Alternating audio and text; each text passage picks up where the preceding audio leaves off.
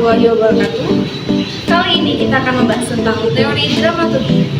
Teori dramaturgi adalah hasil pemikiran dari Erving Goffman, yang mana dia menganalogikakan kehidupan sosial sebagai panggung teater, di mana individu berperan tertentu dalam interaksi sehari-hari.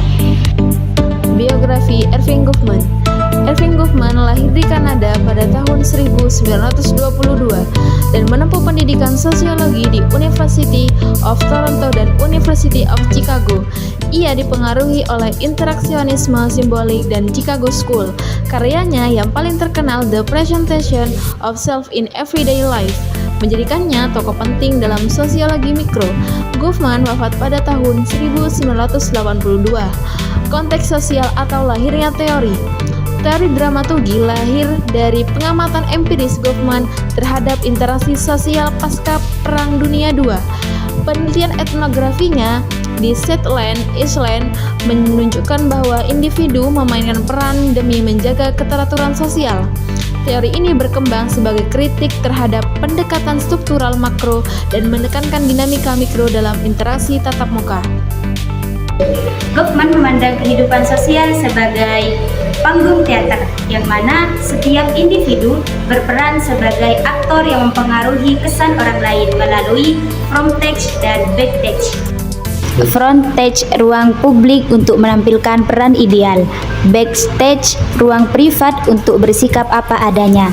Konsep impression management menjelaskan bagaimana individu secara sadar mengatur perilaku dan simbol demi citra tertentu. Idealitas sosial terbentuk melalui interaksi simbolik yang berkelanjutan. Realitas. Dalam dramaturgi, realitas bersifat sebagai subjektif dan tersembunyi karena tindakan sosial didahului oleh proses mental internal.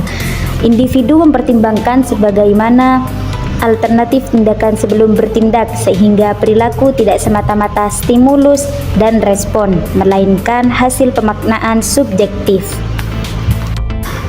Metodologi. Teori dramaturgi menggunakan pendekatan kualitatif seperti observasi, partisipatif, dan wawancara yang mendalam. Metode ini dipilih karena mampu menangkap makna subjektif, konteks sosial, serta dinamika interaksi yang tidak dapat diukur secara kuantitatif. Unit analisis teori dramaturgi adalah proses interaksi sosial mikro, yaitu hubungan timbal balik antar individu sebagai simbol, performa, dan komunikasi dalam kehidupan sehari-hari. Mazhab. Teori dramaturgi ditempatkan dalam mazhab Galilean karena menekankan observasi empiris terhadap interaksi sosial yang nyata. Simbol, bahasa tubuh, dan ekspresi dipandang sebagai fenomena sosial yang dapat diamati secara langsung.